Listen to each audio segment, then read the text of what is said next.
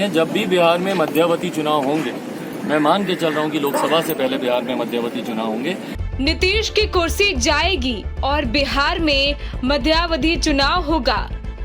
चिराग पासवान ने बांका में गठबंधन के सवाल पर ये बात कही। उनका कहना था कि अभी बिहार को मजबूत करने में जुटे हैं और जब चुनाव होगा तब वो ये तय करेंगे। गठबंधन किसके साथ होगा, किसके साथ नहीं होगा, ये फैसला उसी वक्त लिया जाएगा। फिलहाल पिछले 1.5 साल से मैंने पिछले विधानसभा का चुनाव भी अकेले लड़ा था। ये एमएलसी के चुनाव में भी 6 सीटों पर अकेले ही मैंने अपने उम्मीदवार उतारे हैं। तो फिलहाल लोक जनशक्ति पार्टी रामविलास अकेले अपने संगठन को और अपने जनाधार को मजबूत करने का काम कर रही है, जो अगले चुनाव तक इसी तरीके से ही चलता रहे। जी, आज रामविलास बंगला खाली कराने का मुद्दा यहाँ भी उठा। चिराग का सवाल यही था कि सवाल बंगले का नहीं है, वो आता जाता है। सवाल ये है कि रामविलास पासवान से लेकर कर्पूरी ठाकुर जैसे महापुरुषों के फोटो को रौंदा गया, ये आहत करने वाला है। टाइम 8 बिहार के लिए बांका से बीरेंद्र की रिपोर्ट। जब भी बिहार में मध्यावधि चुनाव होंगे, मैं मान के चल रहा हूँ कि लोकसभा से पहले बिहार में मध्यावधि चुनाव होंगे। नीतीश की कुर्सी जाएगी और बिहार में मध्यावधि चुनाव होगा।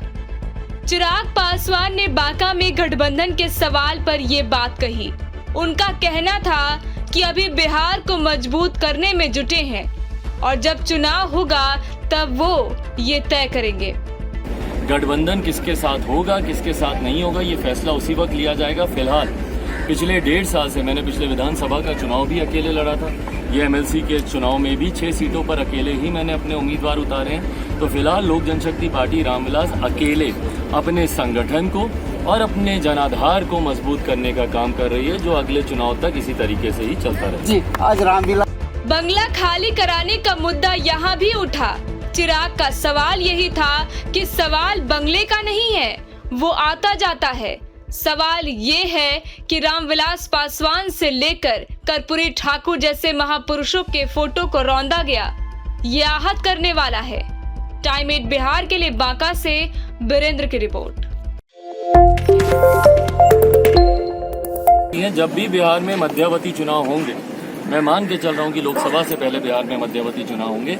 नीतीश की कुर्सी जाएगी और बिहार में मध्यावधि चुनाव होगा। चिराग पासवान ने बांका में गठबंधन के सवाल पर ये बात कही।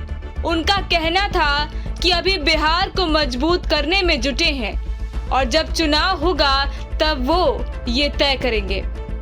गठबंधन किसके साथ होगा, किसके साथ नहीं होगा, ये फैसला उसी वक्त लिया जाएगा। फिलहाल पिछले 1.5 साल से मैंने पिछले विधानसभा का चुनाव भी अकेले लड़ा था।